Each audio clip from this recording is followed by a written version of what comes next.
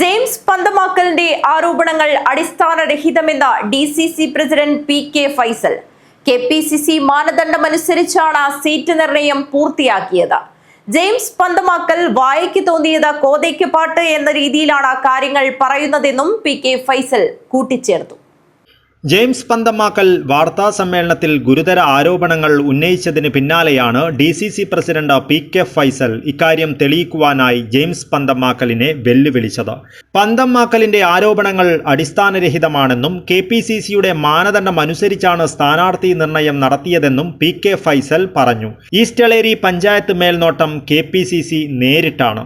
വായക്ക് തോന്നുന്നത് കോതയ്ക്ക് പാട്ടെന്ന രീതിയാണ് ജെയിംസ് പന്തമാക്കലിൻ്റേത്. ആരോപണങ്ങൾ തെളിയിക്കുവാൻ വെല്ലുവിളിക്കുകയാണ്.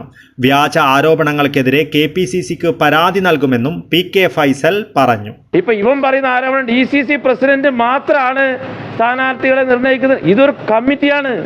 ആ കമ്മിറ്റിയിൽ M ലിജുവും കമ്മിറ്റി അംഗങ്ങളും ഒപ്പിട്ട ലിസ്റ്റാണ് കംപ്ലീറ്റ് ഉള്ളത്. ഇതിനൊരു മിനിസുണ്ട്.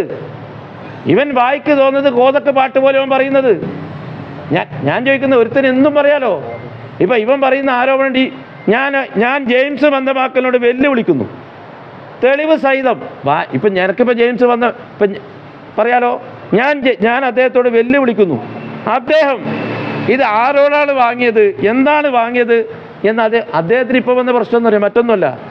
നമ്മൾ ഈസ്റ്റളേരി വിഷയവും വളരെ കൃത്യമായി ജെയിംസ് പന്തമാക്കലും പറയുന്ന സ്ഥാനാർത്ഥികൾക്ക് ഇപ്പോൾ അവിടെ ടോട്ടൽ 18 സീറ്റ്.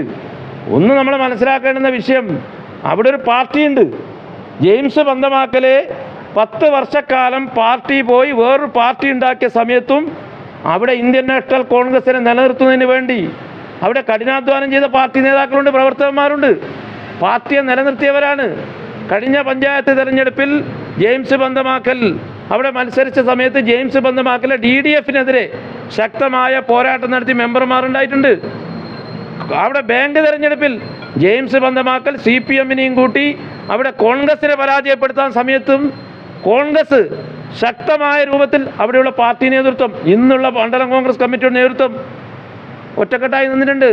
ജെയിംസ് വന്നതിന് ശേഷം ജെയിംസിന് ഒരു അവഗണനയും കൊടുത്തിട്ടാ ജെയിംസിനെ ജില്ലാ കോൺഗ്രസ് കമ്മിറ്റിയുടെ വൈസ് പ്രസിഡന്റാക്കി.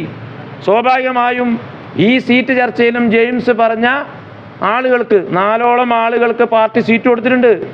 News bureau, Kasaragod.